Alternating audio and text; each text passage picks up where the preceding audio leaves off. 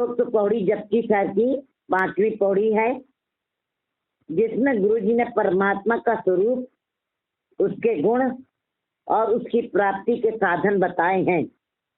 परमात्मा को स्थापित नहीं किया जा सकता।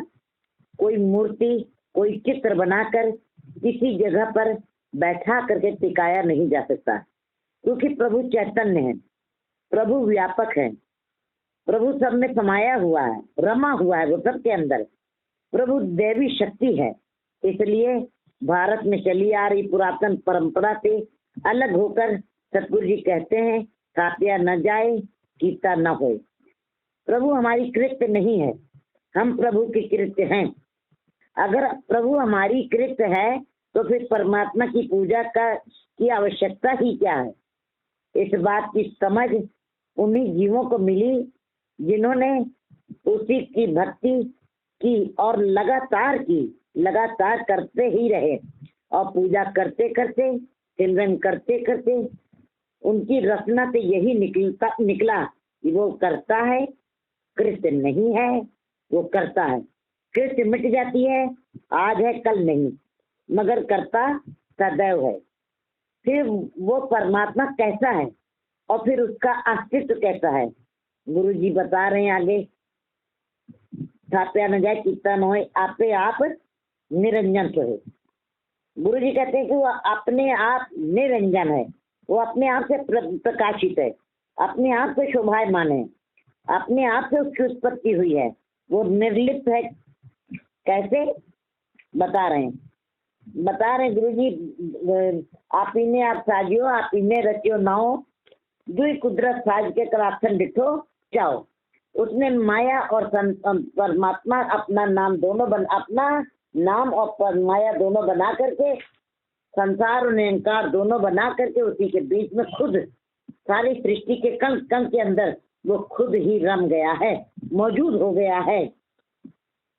स्वयं ही अपने को बनाया है, अपना नाम भी स्वयं प्रकाशित किया है। एक उदाहरण, चित्रकार ने चित्र बनाया, चित्र एक तरफ हो गया, तस्वीर एक तरफ हो गई। ये चित्रकार की कृत्य है, चित्रकार अलग हो गया, चित्र अलग है। लेकिन एक ऐसा महान चित्रकार, कलाकार, जिसने दरिया, पहाड़, सूर्य, चांद, सितारे आदि और तो और पूरा संसार ही अपनी कृत्य के से बनाया है, मगर वो परमात्मा बहुत बड़ा है, इसलिए उसकी कृत्य भी बहुत बड़ी है। सच्चा रचित चित्र है भारी, तज चित्र चेतो चित्रकारी। ऐसा चित्र जो परमात्मा द्वारा बनाया गया है, जिसने संसार का चित्र खींचने से पहले दरिया, पहाड़, सितारे, जीव जंतु सब बना दिए। क्योंकि वो खुद महान है तो उसका चित्र भी महान होगा। आमतौर पर हम कोई लोग अगर जो हमारे सामने कोई कलाकार या चित्रकार कोई अच्छा चित्र बना देता है तो हम उसको समाज में सम्मानित करते हैं, उसकी चित्र की प्रशंसा भी करते हैं, उस चित्रकार को मान सम्मान भी देते हैं। मगर जिस चित्रकार ने इतने सुंदर पहाड़, दरिया, सागर बना दिए, उस चित्रकार को कभी नाम तक नहीं लिया, कभी दाद नहीं दी। ऐसा महान चित्रकार कभी ख्याल में भी नहीं आया। कबीर जी कहते हैं, चच्चा रचित चित्र है भारी। कहते हैं, हे मनुष्य, चित्र को देखो, लेकिन ध्यान अपने स्मृति चित्रकार में रखो। चित्र को देखो, ये कुदरत की चित्र को देखो, कुदरत में क्या क्या है, नदियां हैं, पहाड़ हैं, आकाश हैं, तारे हैं, छत्र हैं, सागर हैं, सब कुछ है। लेकिन चित्र को देखते हुए ध्यान अपना उस चित्रकार में रखो। अक्सर इसका उल्टा होता है, चित्रकार को भूल जाते हैं हम और चित्र ही दिमाग में छपा रहता है। इस तरह जीवन मिथ्या जिंदगी व्यतीत करता है, जीवन दो राह में चलता है। ये बात मनोवैज्ञानिक पद्धति पर भी सिद्ध होती है कि बच्चा चित्रों के माध्यम से जल्दी समझ लेता है। उसे अक्षर का ज्ञान चाहे ना हो, लेकिन वो चित्र देख करके तुरंत बता देता है, का कबूतर खा खरगोश। अन्य बाल उपदेशों में भी आज भी बच्चों को चित्र द्वारा ही समझाया जाता है, पढ़ाया जाता है, क्योंकि चित्र वो बहुत जल्दी ही समझता है। और पर ये संस्कार मरते दम तक बने ही रहते हैं। फिर आगे चलकर वो परमात्मा को भी तस्वीर में ही देखना चाहता है, उसका भी चित्र ही देखना चाहता है और चित्र से ही उस परमात्मा को भी समझना चाहता है। यहाँ तक कि स्वर्ग और नर्क की तस्वीर भी बाजार में बिकती है, जबकि जो लोग बाजार में इन तस्वीरों को बेचते हैं, ऐसे लोगों ने इनको अपने घर का नक्शा तक बनाने का, खींचने का ढंग नहीं आता, लेकिन नर्क और स्वर्ग की तस्वीरें खींच करके रख देते हैं। ये मिथ्या है, ये कल्पना मात्र है। जब चित्रों से पढ़ना सीख गया बच्चा, तो चित्र के बिना भी बड़े से बड़े अभ्यास करने लगता है और इस मतलब बड़ी से बड़ी किताबें पढ़ने लगता है। तो इसका मतलब क्या है, गुरमत के तरीके से फल लागे तब फूल भी लाने। जब तक फूल लगे होते हैं फल के अंदर, तब तक फल नहीं दिखाई देते, लेकिन जैसे ही फलों का पदार्पण हो जाता है, फूल अपने आप गिर जाते हैं।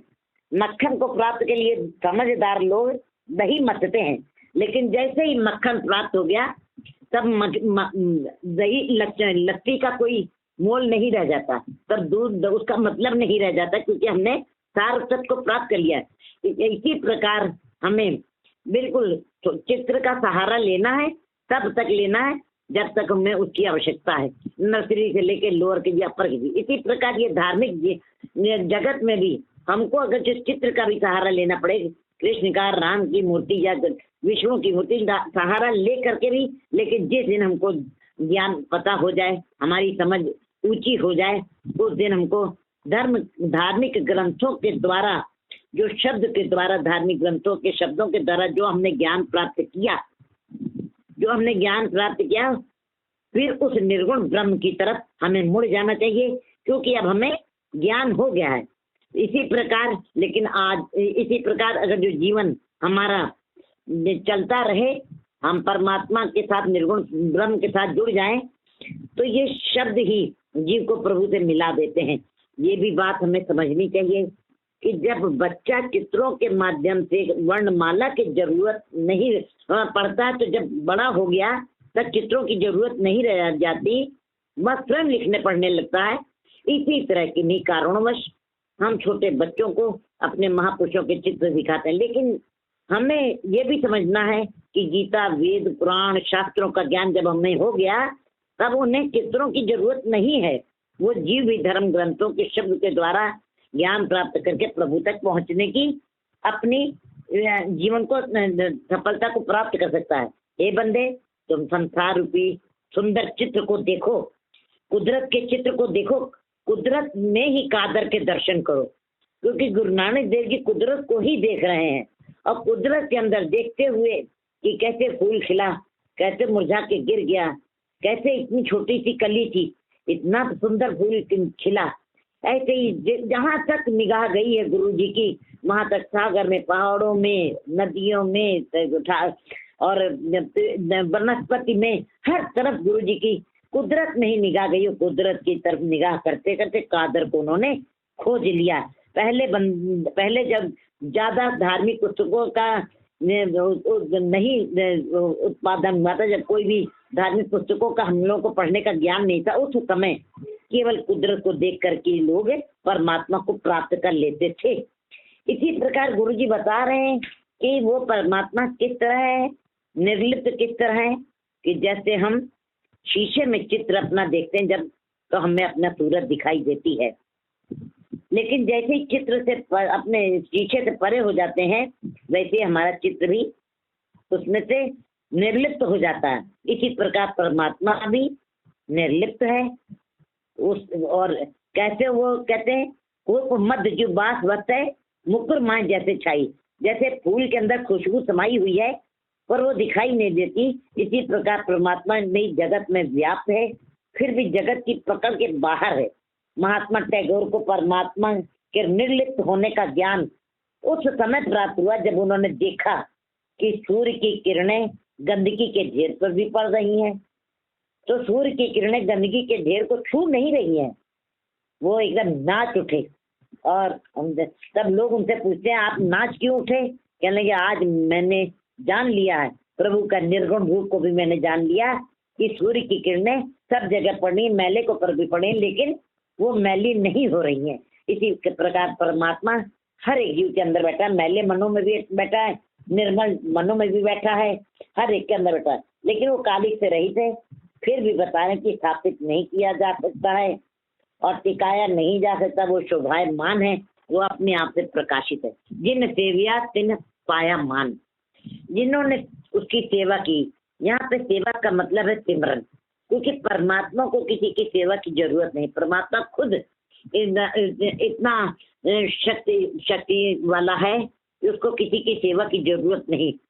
उसको याद करना, उसका सिमरन करना, उसको अपने स्मृति पटल में बसा लेना, यही उसकी सेवा है। क्योंकि परमात्मा कोई कमजोर नहीं है, लाचार नहीं है जिसकी हमें तन धन से सेवा करनी है, बल्कि उसके मन से उसका सिमरन करना, अपने मन से उसका सिमरन करना है, अपनी स्मृति को उससे जोड़ना है, उसकी यही सेवा करना है। जो जीव उसकी इस तरह से नाम जप के उसकी पूजा करके सेवा करते हैं, वह खुद भी पूजनीय हो जाते हैं।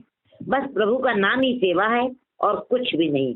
प्रभु का नाम जपने के पश्चात जीव को इस बात की समझ आ जाती है, इस बात का बोध हो जाता है कि मैंने खुद की सेवा कर ली है। क्योंकि नाम के बगैर जीव कमजोर है ही रहता है, लाचार सा दिखाई देता है, पर जब प्रभु का सिमरन किया उसको आत्मिक बल मिलता है। इसका भाव यह है कि प्रभु के गुणगान करके जीव अपनी ही महिमा बढ़ा लेता है, वह ईश्वर को बलवान कहता है, खुद भी बलवान हो जाता है। तभी गुरु जी ने वाणी में उच्चारण किया, हर की टहल कमावनी जपिए प्रभु का नाम। मतलब कि प्रभु का नाम जपना ही हरि की टहल है, हरि की सेवा है। यहाँ टहल का भाव ही नाम जपना, सिमरन करना है, उसके गुणों का गान करना है। सिमरन निरंकार का करना है और सेवा साकार की हो सकती है। साकार को सेवा की आवश्यकता होती है, जैसे वस्त्र पहनाना, स्नान कराना, भोजन करवाना, बीमार को दवा देना, ये सेवा है। साकार की सेवा करनी है।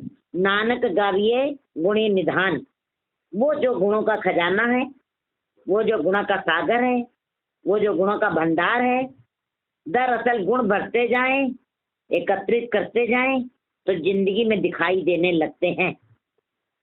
गुरु नानक देव जी कहते गुजरा लद्दन लाल मत्थे ही प्रगट किया। कहते मैंने बड़ी छुपाने की कोशिश की इस लाल को, नाम के खजाने को मैंने बहुत छुपाने की, गुजरा लद्दम लाल, मुझको लाल प्राप्त हो गया, मैंने बड़ी छुपाने की कोशिश की। गुजरा मैंने छुपाने की कोशिश की, लेकिन ये तो मेरे मस्तक पर ही प्रकट हो गया। नाम जिंदगी में दिखाई देने लगता है, माथे पे प्रकट होने लगता है, उसकी भाषा से पता लग जाता है।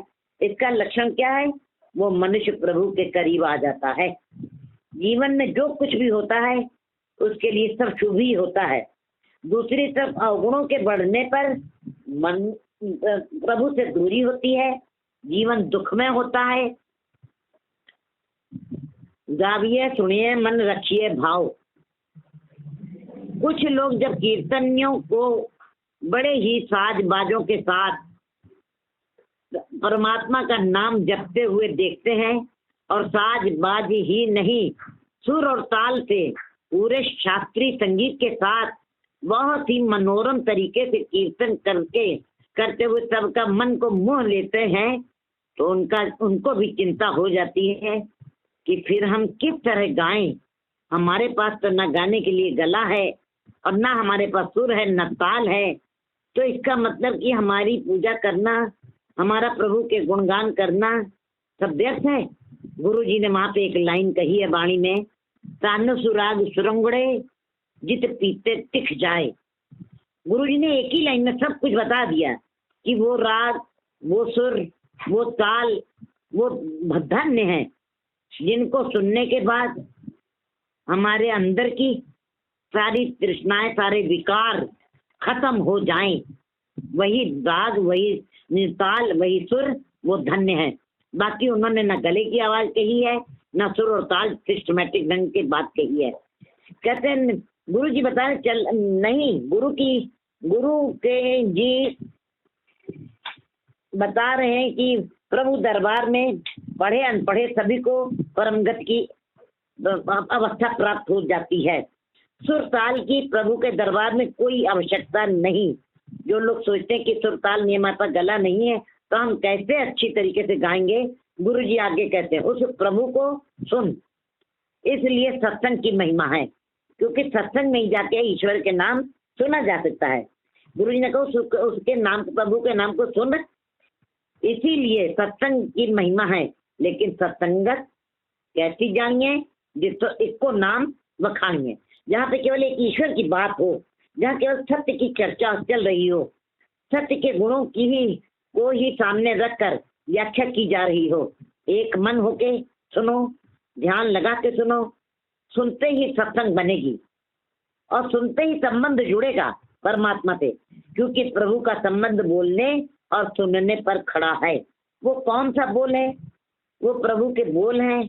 जैसे कि इस्लाम के पैगंबर मोहम्मद साहब का कहना है कि कुरान मुझ पर नाजिल हुई है। ये मेरे बोल नहीं है, ये मेरे खुद के बोल नहीं है, क्योंकि वो कहते हैं मैं पढ़ा लिखा नहीं हूँ, मैं तो जाहिल था, मैं तो अंगूठा छाप था। ये खुदा मेरे अंदर नाजिल हुआ। इस तरीके से हमारे देश में ऋषि मुनियों ने भी कहा कि वेद वाणी जो देव वाणी है, संस्कृत भाषा, वो एक प्रभु की वाणी है। हम पर आकाशवाणी हुई है। गुरु नानक देव जी की भी वाणी भी यही कहती है, गुरु जी भी यही कहते हैं, जो वाणी मेरे मुख से निकली है, जैसी मैं आवे खत्म की वाणी, तैसड़ा करी ज्ञान बिल्ला लो।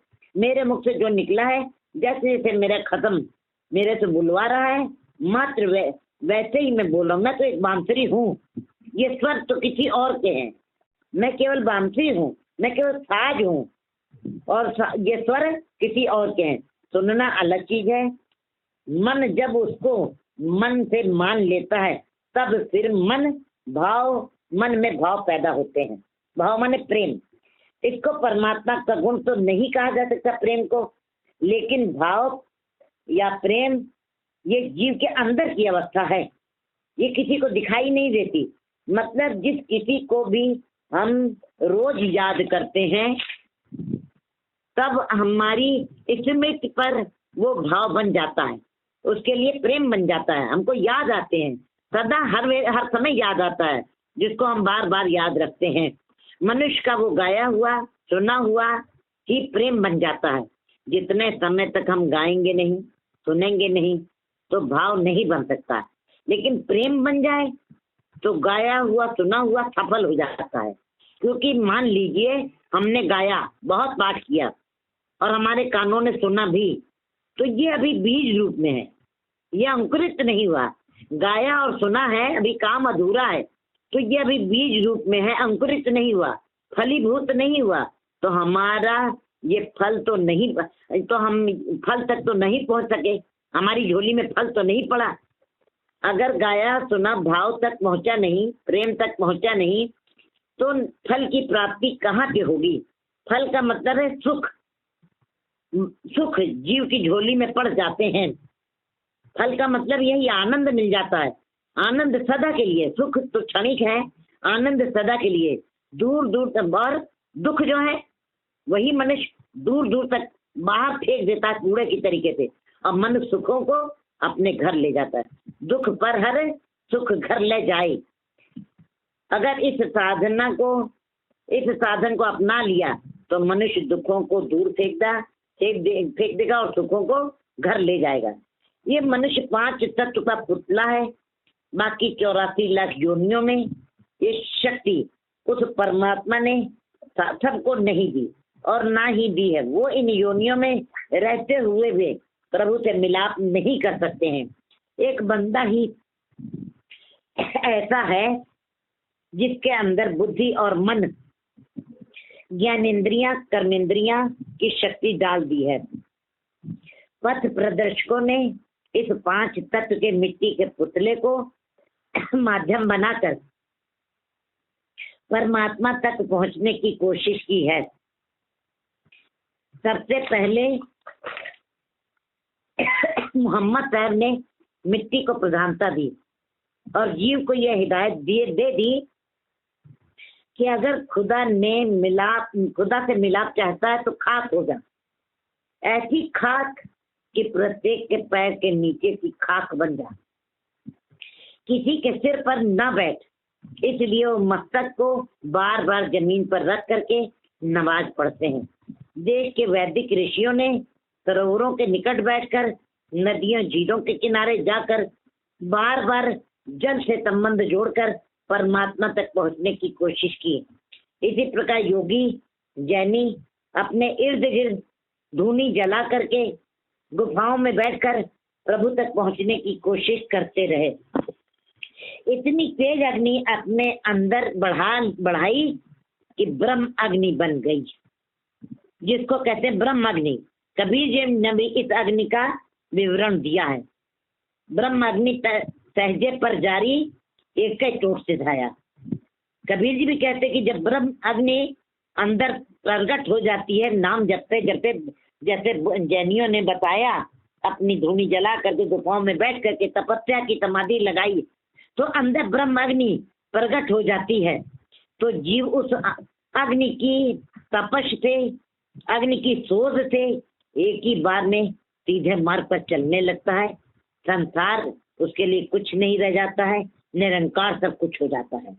पर गुरुमत के अनुसार गुरु जी ने पवन को माध्यम बना करके परमात्मा तक पहुंचने की कोशिश की है। गुरु जी कहते हैं कि पवन से शब्द का गुंजार है। गुरु जी ने कहा कि अपने मुख से बार बार ईश्वर के बोल बोलता चला जा, और तब तक बोलता चला जा जब तक वो प्रभु प्रगट न हो जाए। गुरु जी ने पवन तत्व को प्रधानता दी।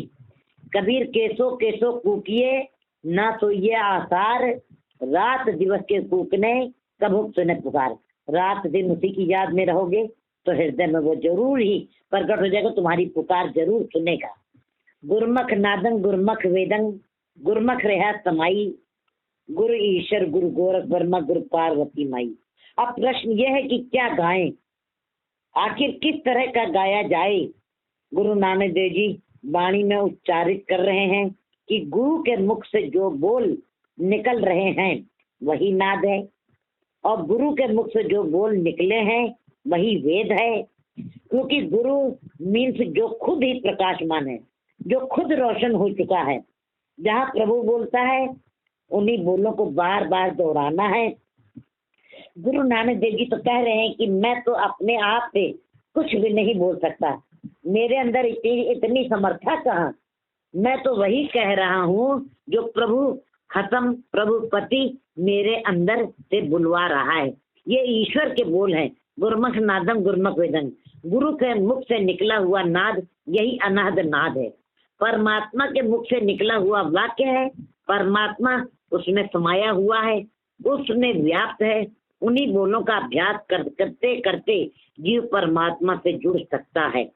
जगत में इस तरह के बोल मौजूद हैं जिन्होंने उस प्रभु के बोलों को जपा, और अंत में उनके मुख से निकला कि ये मेरे बोल नहीं है, ये खुदा के बोल हैं। जैसे भारतवर्ष में मोहम्मद साहब ने जो कुरान के बोल बोले, उन्होंने खुद कहा मैं तो जाहिल हूँ, मैं अनपढ़ था, ये बोल खुदा के हैं। गुरु नानक देव जी ने भी यही कहा। गुरु महाराज यही फरमान करते हैं कि ये वाणी खत्म की है। खत्म मीन्स परमात्मा, मेरे अंदर परमात्मा बोला है। इसका मतलब यह है कि गुरु के मुख से निकला हुआ वाक्य ही वेद है। गुरु के मुख से निकला हुआ वाक्य ही ये गुरमुख नादम गुरमुख वेदंग कहते हैं, वही वेद है, वही शब्द है। तो वो सब में समाया हुआ है। इसका मतलब गुरु की महिमा कितनी बड़ी है, बहुत बड़ी है, बहुत बड़ी है, बहुत बड़ी है। गुरु ईश्वर गुरु गोरख वर्मा गुरु पार्वती माई। गुरु ही विष्णु है, गुरु ही शिव है, गुरु ही गोरख है, गुरु ही ब्रह्मा है, और गुरु ही पार्वती माँ है। विष्णु सतोगुणी, शिव जी वैराग्य वृत्ति वाले हैं, और पार्वती की तरह सेवा भाव रखने वाला गुरु है। भाव ये है कि सभी देवताओं के एक एक गुण की व्याख्या करें तो वो सारे गुण गुरु में मौजूद हैं। हमारे देश में गुरु की बड़ी महिमा है। कबीर जी तो यहाँ तक गुरु की महिमा का वर्णन करते हुए कहते हैं कि गुरु और गोविंद मेरे सामने दोनों खड़े हो जाएं तो कोई मुझसे पूछे कि मैं किसके पहले पैर पकड़ूं, तो मैं सबसे पहले अपने गुरु के ही पैर पकड़ूंगा, क्योंकि गोविंद तक जाने का रास्ता प्रभु तक पहुंचाने का रास्ता मुझे गुरु नहीं बताया। इसलिए गुरु नानक जी भी कहते हैं कि गुरु ही विष्णु है, गुरु ही गोरख है, गुरु ही शिव है और गुरु ही पार्वती माँ है। ये हो जाना आखा नहीं, कहना कथन न जाई। गुरु जी कहते हैं कि अगर मैंने उस परमात्मा को जान भी लिया है, उस प्रभु की शक्ति के बारे में कोई थोड़ी सी बात समझ भी ली है, भाव मैंने उस प्रभु की झलक को देख भी लिया है, तो मैंने कहना नहीं है, मैं उसका जिक्र नहीं करूंगा। क्योंकि जुबान जो कहती है वह शब्द है, और जो जब किसी को परमात्मा की निकटता प्राप्त हो जाती है, वो उस परम शक्ति की झलकियों के दर्शन करने लगता है, तो उसकी रचना पे शब्द निकलता है, मैं कुछ भी नहीं। और जब कोई व्यक्ति परमात्मा तक पहुंचता है, परमात्मा भीतर से बोलता है, वह अनहद नाद है जो बिना बोले लगातार अंदर चलता ही रहता है। वह बोले वो बोले कितना, वो बोल कितना बड़ा, कितना सिरमौर है, कितना ऊंचा है, इस छोटी सी जुबान से व्यक्त करना बहुत ही कठिन है। इसलिए गुरु जी कहते हैं कि अगर मैंने उस परम शक्ति के बारे में कुछ जान भी लिया है, तो मैंने कहना नहीं है। कहना नहीं, क्यों नहीं कहना है? कहना कथन न जाई, वो मेरे कथन में नहीं है। वो इतना महान है कि मेरा कहना एक तिल मात्र है। जैसे समुद्र में से एक चम्मच पानी निकाला गया है, अर्थात मेरा कहना इतना छोटा है, वो इतना महान है। मेरी कथनी छोटी है, वो बड़ा महान है, तो मेरी कथनी सीमा में है। लेकिन गुरु अर्जन देव जी भी इसी प्रकार कहते हैं, मैंने कथन कर करके देख लिया है, तू मेरे कथन में नहीं, अतः मेरे कहने में नहीं है। फिर जीव के पास केवल तो केवल एक अरदास है, एक प्रार्थना है, गुराइक देव बुझाई, हे गुरु एक बात समझा दो, एक सूझ दे दो। गुरु का शब्द हमें यही बताता है, एक बस बुझे तो होवे पाक, बिन बुझे तो सदा नापाक। एक को जान लो तो तू पवित्र हो जाएगा, तू निर्मल हो जाएगा, तू स्वच्छ हो जाएगा। एक को ना समझे तो मनुष्य अपवित्र ही रहता है। एक को न जाने और सब कुछ को जानने के बावजूद भी इंसान अज्ञानी का ज्ञानी ही रहता, हाथ खाली के खाली ही रह जाएंगे, कुछ भी नहीं, कुछ भी नहीं। तो गुरु ने हमें यही ज्ञान दिया है, यही बोध कराया है कि संसार के सारे जीवों पर बख्शिश करने वाला, कीड़े मकोड़ों, सूक्ष्म जीव जंतु जो हमको इन खुली आंखों से भी दिखाई नहीं देते, नव जंतु वनस्पति जो सभी को रिजक पहुंचाती है, इस सभी पर उसकी अपनी ही कृपा है। भाव सबकी संभाल करने वाला है। इस बात की जानकारी, इसकी समझ गुरु से ही मिलती है। फिर ऐसा गुरु मुझे भूले भी ना, तो मैं बिसर न जाई, वो मुझे भूले ना, उसके साथ मेरा संबंध सदैव जुड़ा रहे, उसकी स्मृति में भी हमेशा बनी रहे। क्योंकि ये बात भी सत्य है, जिसकी स्मृति मिट जाए फिर उसकी याद, वो हमारी याद से भी निकल जाता है, उससे रिश्ता भी टूट जाता है। क्योंकि स्मृति है जो तुमसे संबंध जोड़े रखती है। किसी व्यक्ति विशेष का चिंतन करें तो जो खुद दुखों से दुखी है वो तुम्हें क्या सुखी करेगा। संसार का चिंतन दुखों का चिंतन है, क्योंकि संसार के कण कण में दुख ही व्याप्त है। निरंकार का चिंतन सुखों का चिंतन है, खुशियों का चिंतन है। प्रभु के चिंतन से झोली खुशियों से भर जाती है।